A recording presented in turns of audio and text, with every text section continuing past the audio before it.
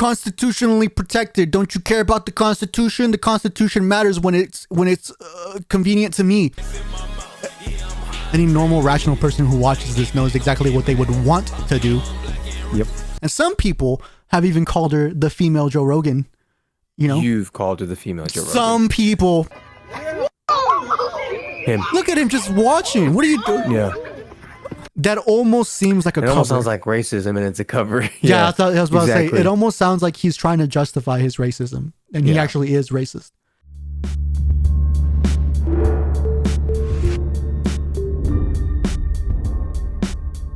What's going on, everybody? We're the Vomano Brothers, and welcome to the Vomano Brothers Recap, where we present our favorite topics found in the past week, be it news, pop culture, and whatever tumbles our tangerines.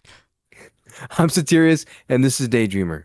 For this week's episode, we go through President Trump's executive order about prosecuting people for burning the American flag, and we also validate Jillian's feelings. That sounds like we're against her. We're not. We like Jillian. No, it's a thing to validate feelings. It's like gentle parenting. Sure. We're gentle friending. All right. And lastly, who is Nick Fuentes, and why are we supposed to hate him?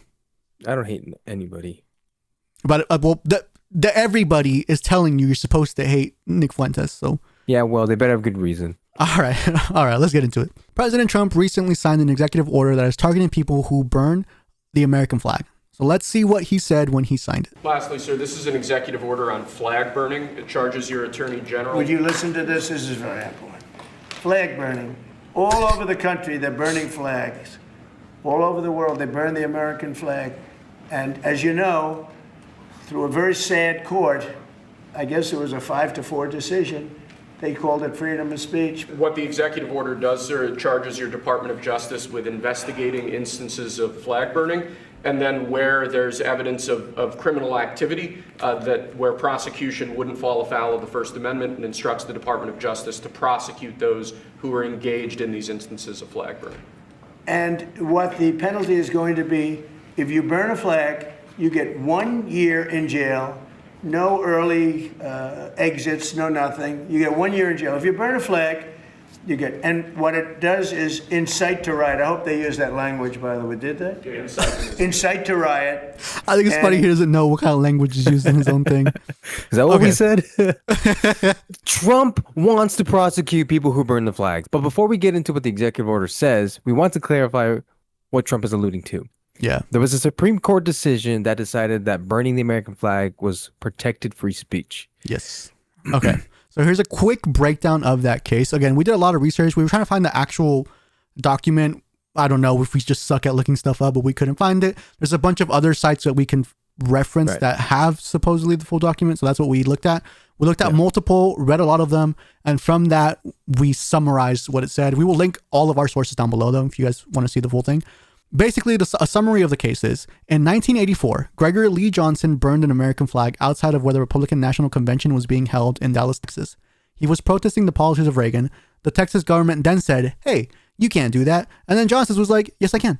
And that's actually like a direct quote, by the way. That's exactly what they said. Yeah. No, I don't know.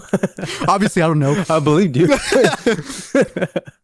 Okay, and we looked at many sources, and it appears that this was the situation. Texas says you can't burn this flag because it is offensive and disturbing to others. That is what they were arguing.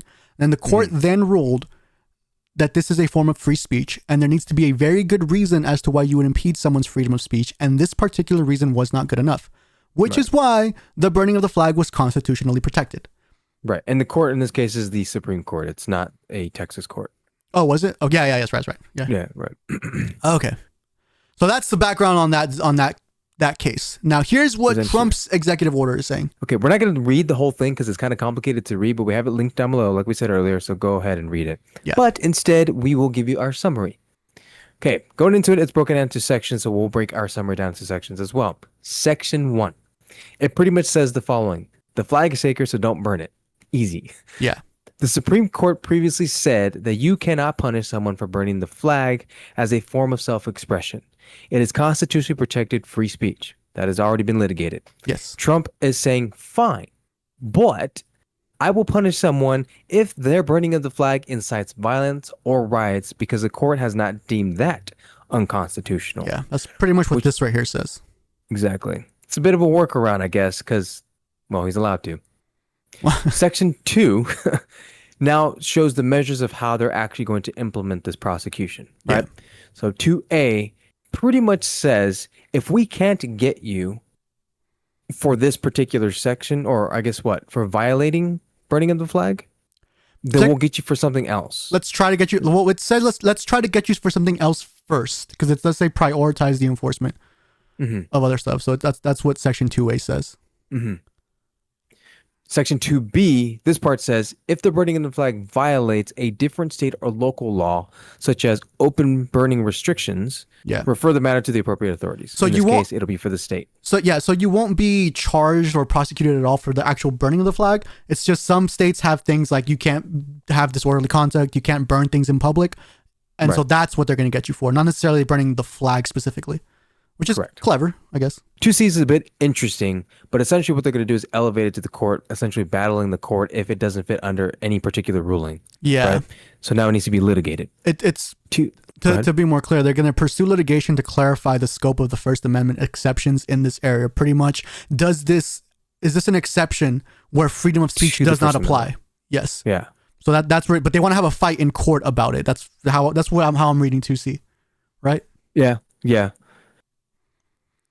I don't know if you want to say fight the court about it, but essentially they can't really have it sit anywhere in particular. It's saying and may pursue litigation. I really do think that they're trying to fight. They want to have a fight with the Supreme Court about this. I do think so, but that's just my ultimately hoping that they can get it to be a full law or something like that. Yes, that way the Supreme Court can decide and say you cannot burn the flag. I do think that's what they want eventually.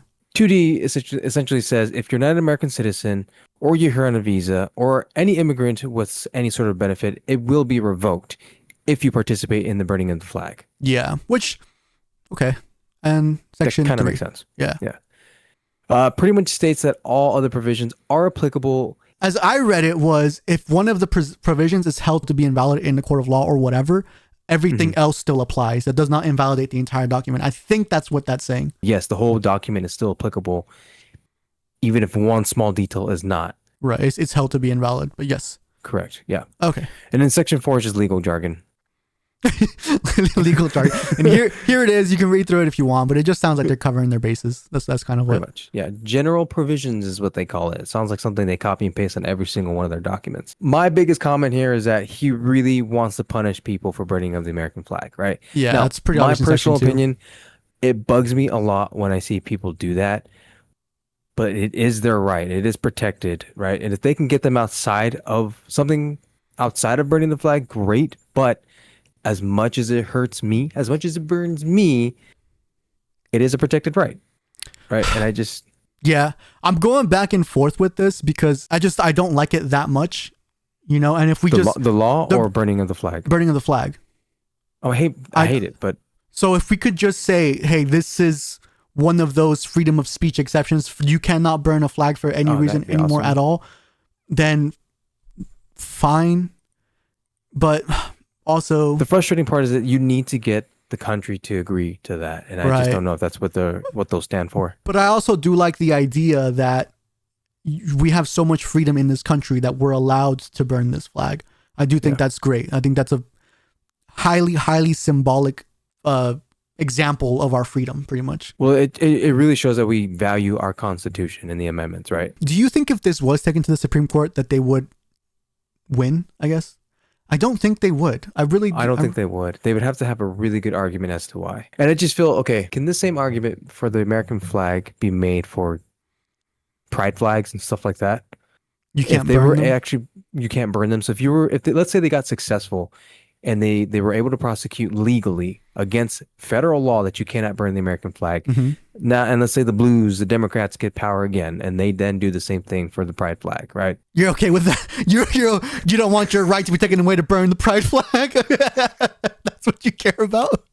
You transphobe. What are you talking about? I never said that. I'm just saying. That's exactly what you just said. There's precedence to make any sort of rule that is deemed legal. Basically, Satirius wants to protect his right to burn any pride flag he sees. That's what he's arguing for here. I will never burn a flag unless ceremoniously for the American flag. That is all. Okay, sure. Oh, quick question though. Scenario. You're a crazy lib. You're arguing for the right to burn the flag. Go. it's constitutionally protected. Don't you care about the Constitution? The Constitution matters when it's convenient to me. That is exactly what they would say. This is the United States of America. And we protect our flag, and we protect our patriots, and we protect the meaning of what this is for us. Shut up. And what you're doing is mean you hate Shut America. up. So you hate America then, right? Shut up. So if you don't want this country, why don't you just leave? That's exactly how they would That is exactly how they would argue. Just start yelling, dude. Don't tread on. I'm thinking of like an actual chant, but I don't know. They would do some sort of chant. I know what would solve all the problems for these lives. What? A wheel spin. Oh, nice. What a transition. All right, let's spin that wheel. Anyways, let's get into this. You ready? Yeah. I think I fixed the weight issue. Actually, I think Melissa helped me fix the weight issue. Really? What'd you do? Yeah. She was messing with it. Look. Nice. Okay, what would you do? This one's just straightforward. What would you do? Just watching, and what would I do?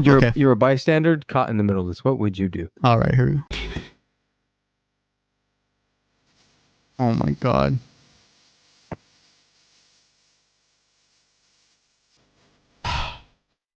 I think any normal, rational person who watches this knows exactly what they would want to do. Yep.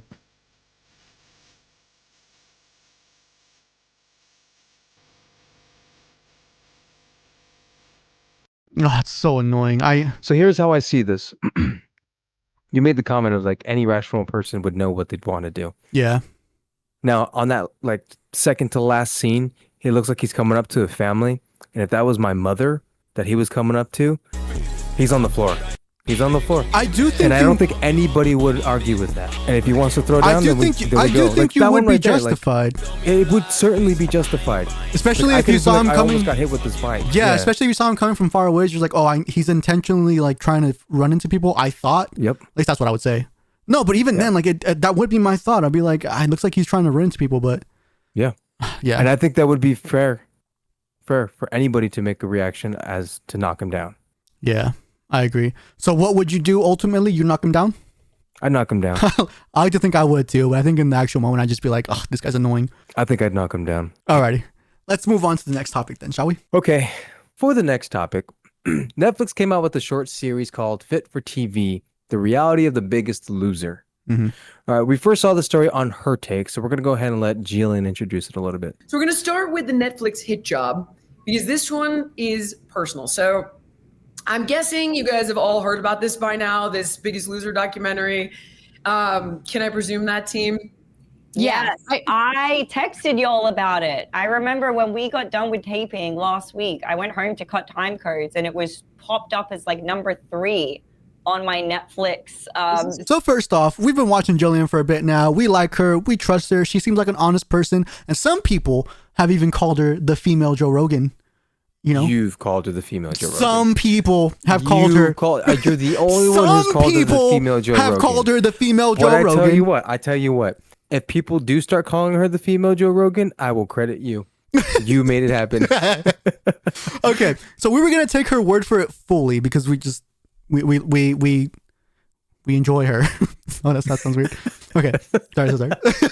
We do not enjoy her. No. I don't know how else to say it. We appreciate her content. We appreciate her content. It's because my mind goes to that Game of Thrones scene. From my father. He's a well-read stonemason. Can't say I've ever met a literate stonemason. Have you met many stonemasons, my lord? Careful now, girl. I enjoy you, but be careful. Take that back to the kitchen. Eat what you want. I don't mean it in like a sexual way. Anyways. Nobody took it that way, bro. Well, then why'd you laugh? You just gaslight me now? Anyways, she brought receipts and it felt like she was having multiple mic drop moments and we were missing out because we didn't have the full context. So we want to validate her mic drop moments. so that is all. Yeah, so Satirius and I decided to go watch the full docuseries. Turns out she was right. Yeah, I actually don't remember anything good being said about her off the top of my head. Maybe there was some, but I cannot remember anything. I only remember them being kind of negative towards her. In short, almost every time they presented her, they made her look like the bad person. Yeah, I don't know if that was intentional or maybe it was, but we'll get into it right now. All right, so here are the main bad things that stood out to us while we were watching the docuseries. First, she was portrayed as very mean to the contestants. Yeah. Secondly, it was implied she was giving illegal drugs. Right? Yeah. So an example here is in episode 3, or the only example, they talked about the show being investigated for illegal drug use, right? They then quickly churn into that whole situation that Jillian had where she apparently had violated the show rules by giving the contestants caffeine pills. And apparently it's a big thing that the doc signed off on no caffeine pills, right? Yeah. But she violated it. So that and she stands section by it. coming directly after the fact that the show was being scrutinized for drug use, it kind of implies that, Jillian was one of the main ones She was the one participating in doing this. it, right? Exactly. And they follow up with the producers seeming disappointed in this act. However, you could take it one of two ways. Either they were disappointed in the situation or they were disappointed with Jillian. Yeah. Right? But how they played it out, it made it seem like they were disappointed in Jillian. Right. And the next negative things that were the final two negative things that we wrote down was that she never reached out to Bob Harper after his heart attack. Bob Harper was the other trainer that was there alongside her, and she declined to actually comment on or to take part in this docuseries. Right, which was given to us in a little script on the screen. Yeah, very ominously. So bringing it back to her take, we do think that Jillian did a good job at defending herself. So go and watch that snippet from their show. Yeah, especially if you watch the docuseries, because then you'll see all the mic drop moments that Jillian got. Oh yeah, you'll just see inconsistencies. You'll be like, "What the heck, man?" Mic drop moments. The mic drop moments. Some people are referring to this as Jillian's epic mic drop moments. Here are some items we thought were important to note from an outsider's perspective, right? Yeah. So growing up, I actually did watch The Biggest Loser. I love that show. It inspired me to lose weight when I was younger, right? Mm-hmm. And throughout the show, I never watched. I didn't really watch it growing up. Sorry. I do agree. Jillian was a tough trainer. She did come across as mean. You've kind of given me the impression that you saw her as the mean trainer lady as a kid. That's the impression that I get from you from how you described it when we were talking about it earlier. She was the mean trainer lady, and it kind of made me believe that most of the trainers were just mean. But all trainers like in the world now. Well, because you remember like watching The Fresh Prince of Bel-Air. Yeah. And like Will Smith is going through some training session, and his trainer's just super mean. Yeah, that's true. Trainers were always perceived as mean. So right? Jillian was one of those. That's funny. So I just felt like that was a normal thing for trainers. Right. I grow up now and I start to realize her methods were a tough love trainer. She was just like, you need to do this, because if you don't push hard and do it for yourself, nobody's going to do it for you. And sorry, go ahead. Go for it. So what's important to say there is that these people have tried everything. This is a last resort. They do need, in my opinion, now tough love. There's a point where compassion and you can be nice and you can be all this other stuff. But at a certain point, especially in our own personal lives, we've seen this with our friends, with ourselves or whatever. At a certain point, it's no longer about compassion and being nice. It's now, hey, you're fat. Stop it. Let's work. Right. They gave one example where she gives a nice little heart to heart with one of the contestants, but there were more than just that one instance, and they were sure to not show that. Right. So when it comes to the whole caffeine situation, the whole her giving the contestants illicit drugs, that's kind of what they were saying. That is bad not drugs. True. That's what I got from it.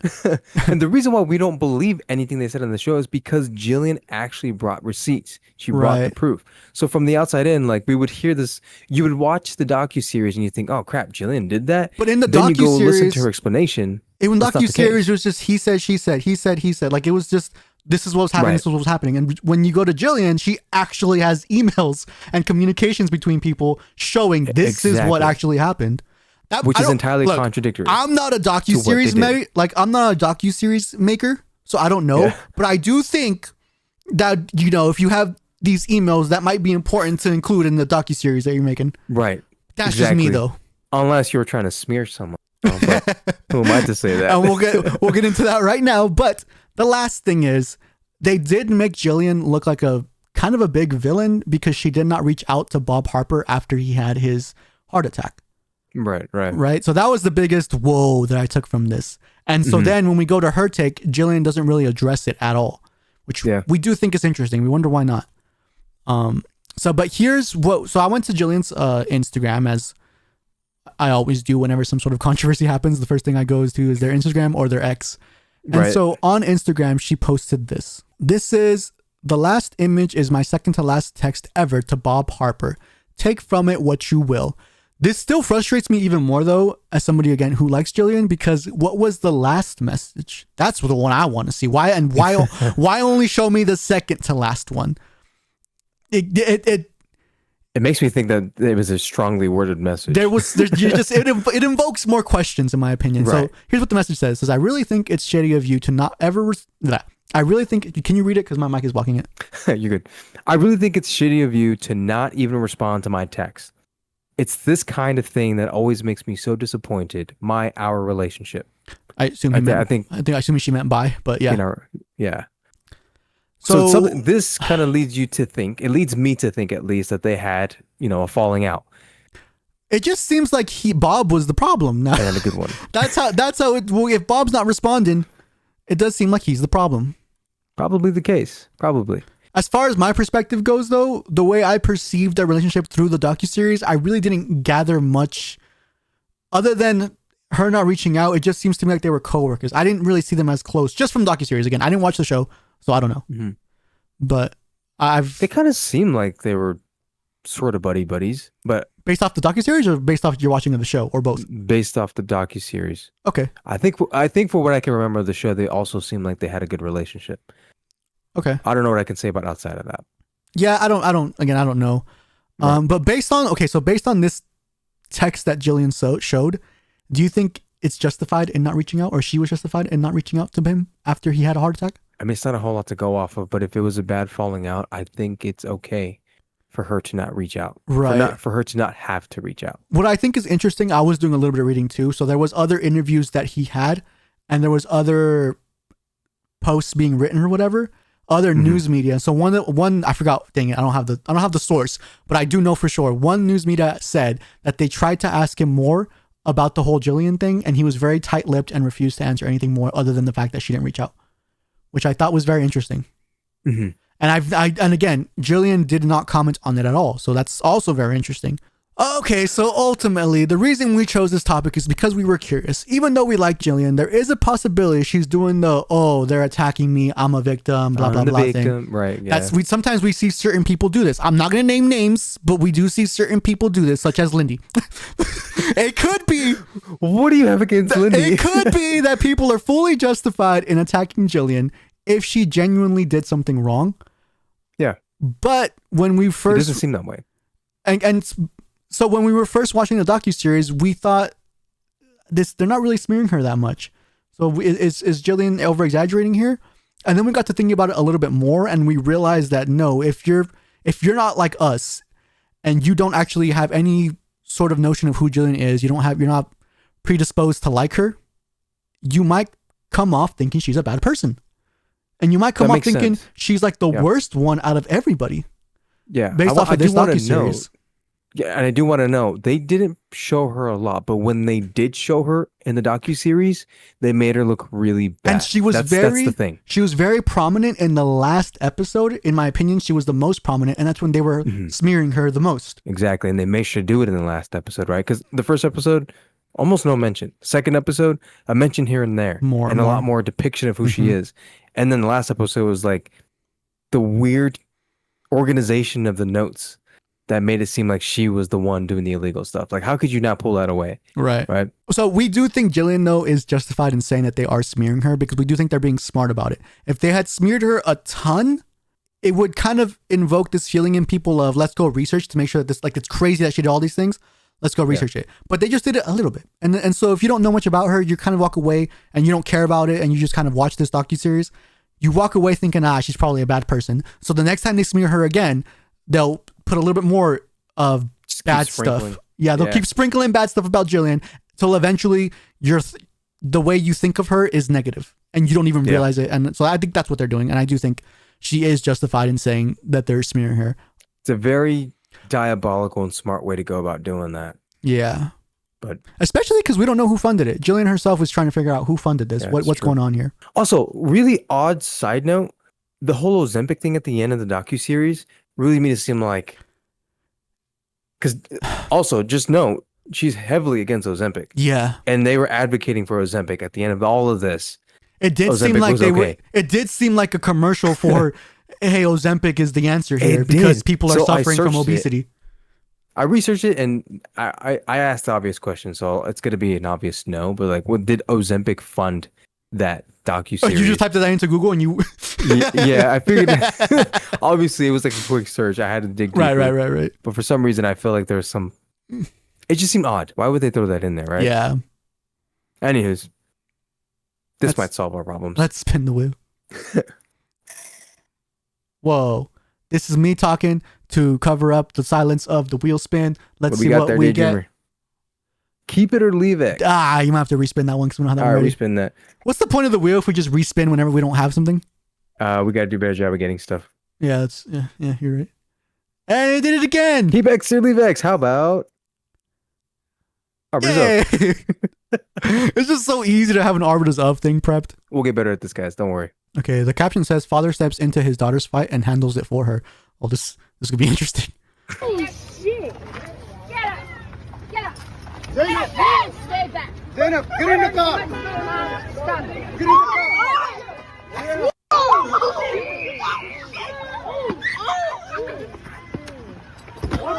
Oh!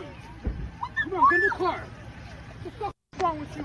Holy shit! Okay, go with you. Why is there there's adults here? They're not that far away. Why?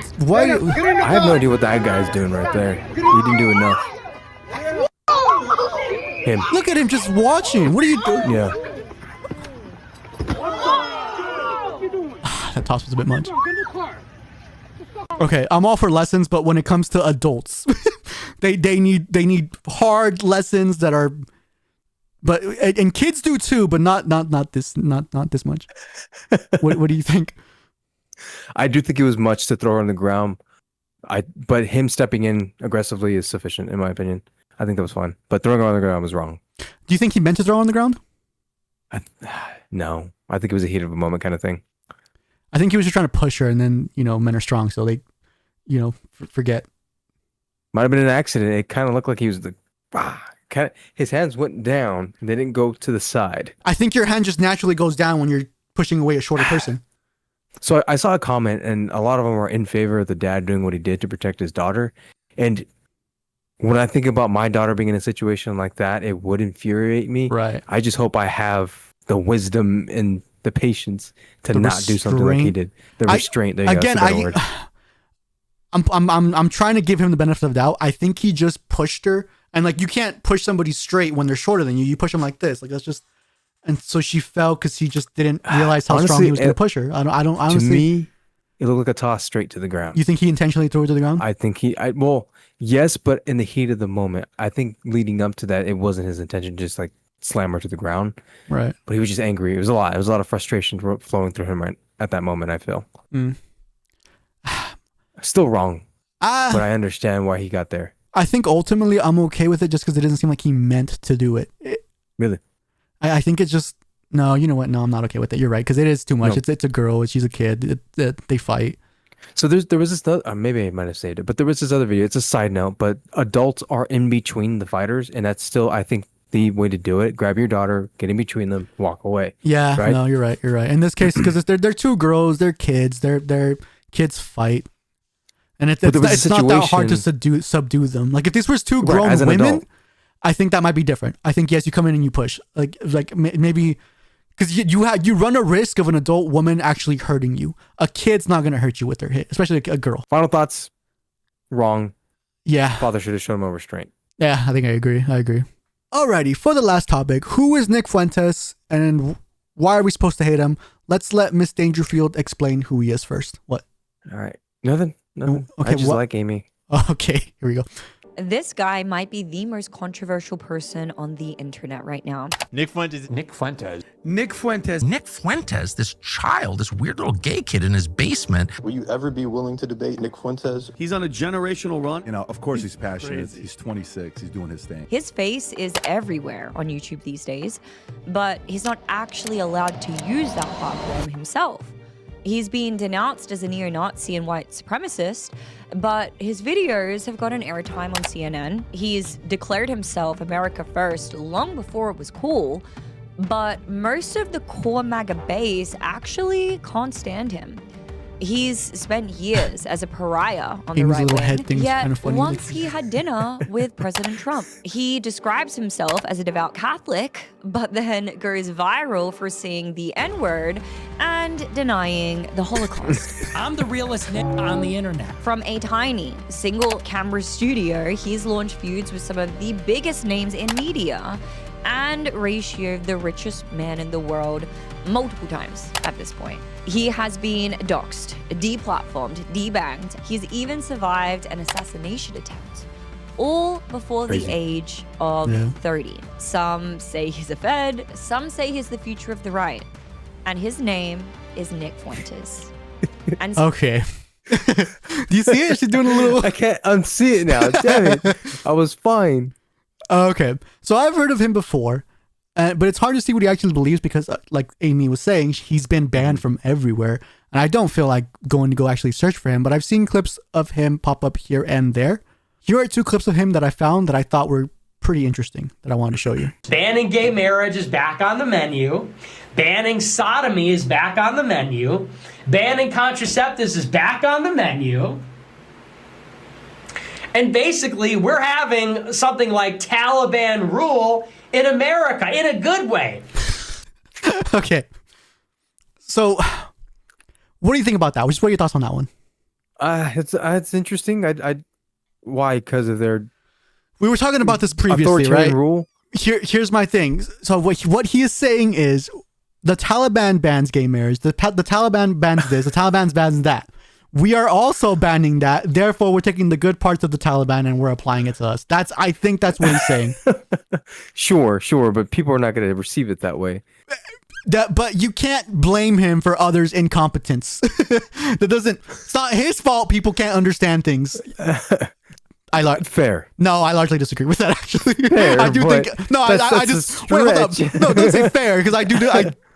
My counter argument to that would be no. If you are presenting something, you do have a duty to present it as clearly as possible. Right. Otherwise, you are just provoking people for the sake of provoking people, which does seem like that's what he's doing, especially based off of this next clip. Simple yes or no answer. Hitler, good guy, bad guy? That's a top. Well, there are no good and bad guys. They're just people. Well, that's not true, dude. It is true. I mean, so if you had to check one box. I'm going to say I'm neutral on that. I'm abstaining from There's that no neutral. You're saying that Hitler was not a bad guy? I think that, it's a But then world you're war. questioning why people may not want you talking? There's I'm giving you a platform. Look, if we're going to say Hitler bad, then I'm going to say Churchill bad, and I'm going to say Roosevelt bad, and I'm going to say they're all bad. But if we look at him as a product of his time in that moment, we have to judge him with those things in mind. That's all. That last part, I largely agree with. We need to judge them as a product of his time, look at him in what was happening during that time. But the problem is when you do that, even with Hitler, it's very easy to say he was a bad person. There is no back then killing Jews was acceptable. Like that, what? No, that's right. No matter what, if you look at history, Hitler was a bad person. That's where he gets it wrong, in my opinion. Because then I hate when they do that too. They go to Churchill and Roosevelt because they largely were credited for killing, or I think what was it, like Churchill had something where he caused a famine somewhere and he knew he was going to happen, but he still let it happen. But it was for the greater good as far as I remember. Something along those lines. That's the difference, is the intent of what you're trying to do. Hitler was literally losing the war, and instead of redirecting resources to try to win the war, he focused resources on killing more Jews rather than, hey, let's try to win this war because I know I'm losing.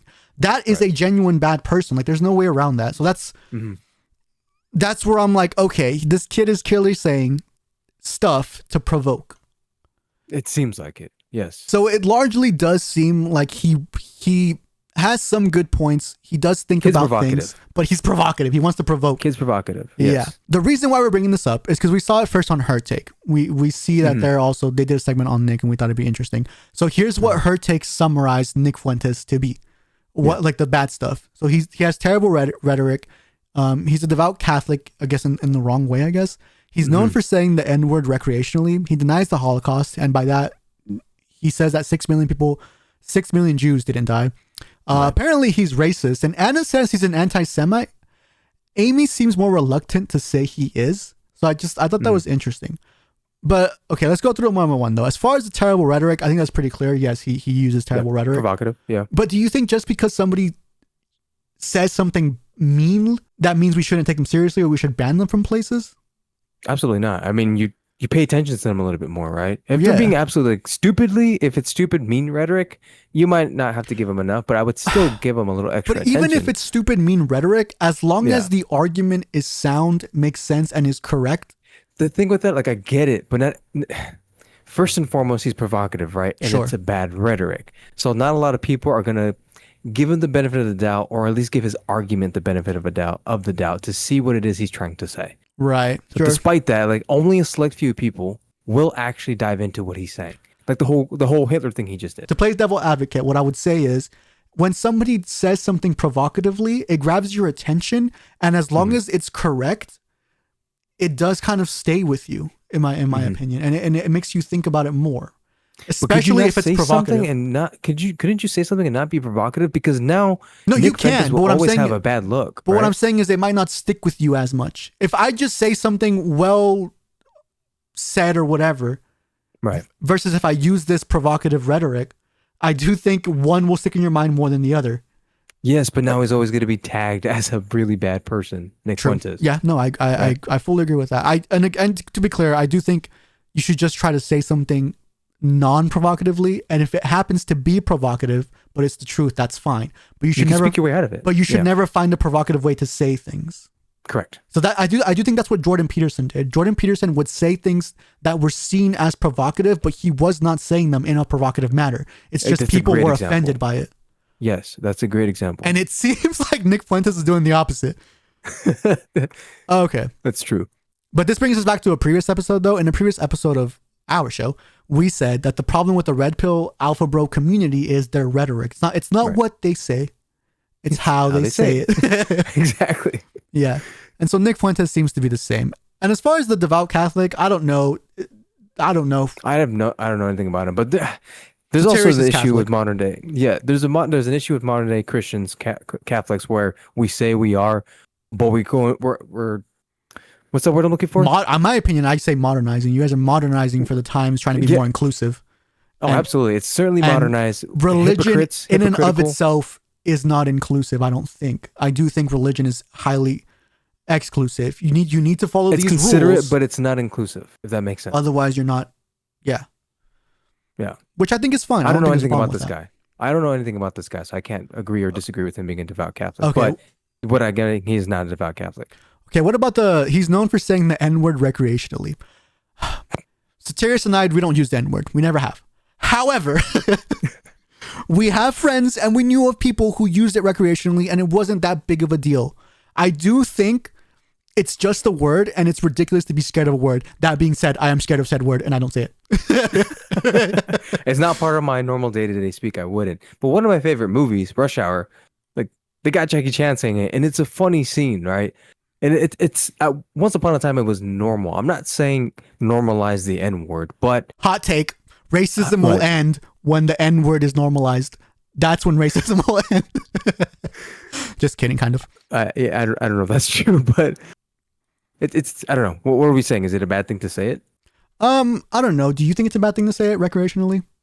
I think it's like any other word. It makes you look not good.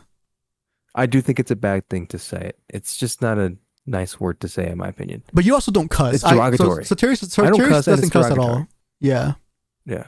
Well, it's rare not. that I do. It's not derogatory. It's if you say it in a derogatory manner, sure, but it matters how you say it. If I'm over here and I call you, "What's up, my bitch?"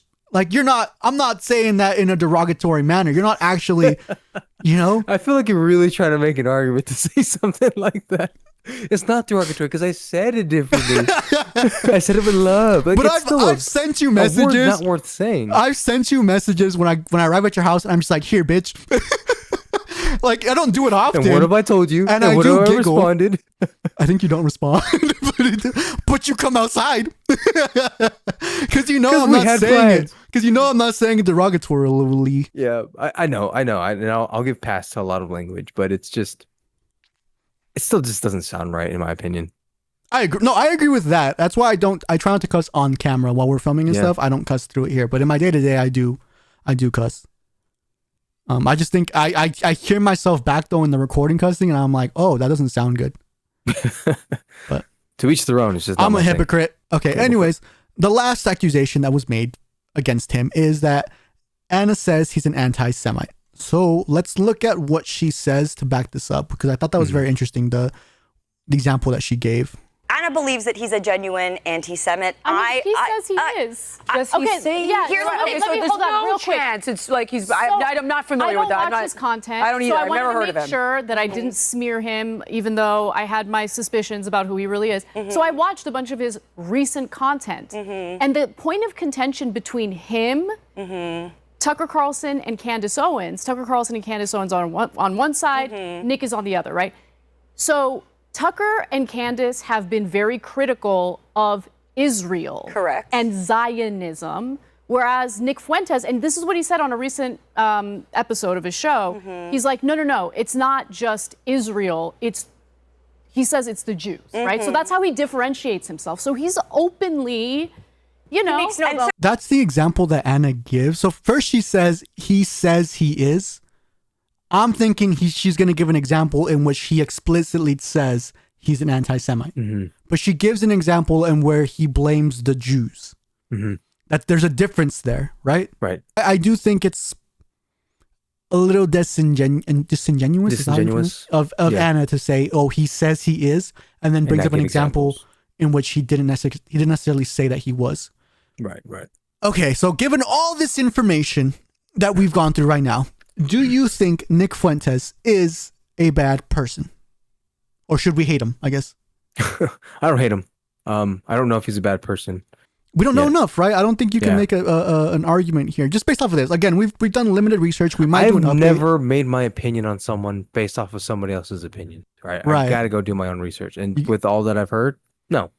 You watch them, you watch their interactions, because we won't meet these people because we're not big enough or whatever, but so we can't make a judgment based off one-on-one. I think Candace actually says this, Candace Owens. She says, I don't like to judge people that I have not met in person yet. But she has the luxury of actually reaching out to people and being able to meet people. So we don't have that luxury. So we make judgments based off what we see online. But we do extensive research and we make sure to watch as much as possible before if we're going to formulate an opinion on somebody. What? Have you actually ever hated somebody? No. That you've never met? No, I don't see how you could. It's same. Have you actually ever hated somebody? Period.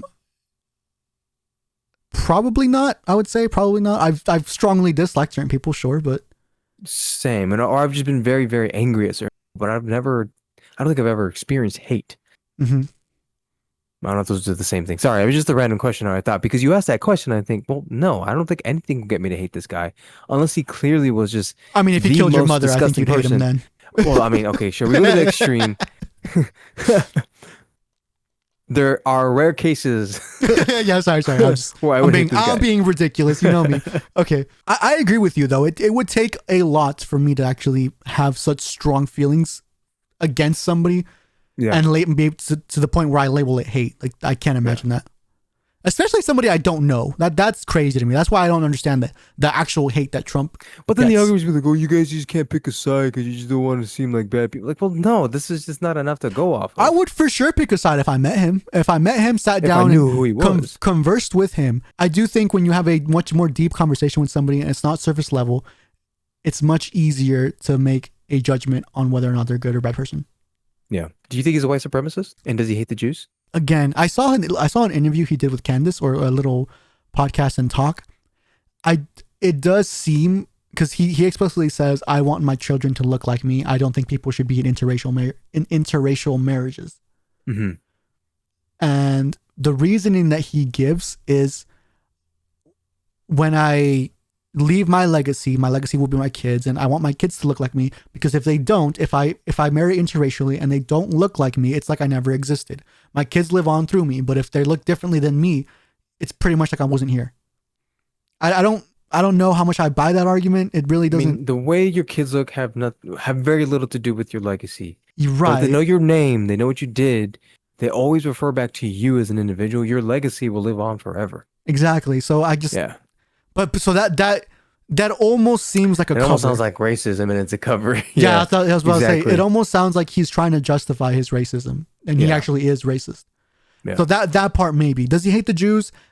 Again, the fact that he can't answer whether or not Hitler was good or bad, to me, is insane.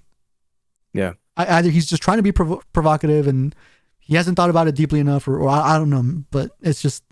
And the thing is, he's a devout Catholic, right? Right. And it's the Jews who essentially crucified Christ. Sure. So it could be stemming from that as well. Yeah, it does sound like a. But they don't teach hate against the Jews in the Catholic Church either. So don't get that twisted. Okay. Sorry. No, it's just for the viewers out there. I thought you were talking to me. My bad. My fault. No. Hey, my bad, dude. All right. Anywho's, to recap, as much as it burns us to agree with this, we do think it is protected to burn the American flag. I like how you're just staying with that burn pun. You really want that in there. All right, buddy, it's going in. Hey, thank you. We think that Jillian Michaels was clearly smeared in this whole Netflix docuseries. Big Pharma wants to get her, for sure. Ozempic is behind it for sure. Big Ozempic, yeah.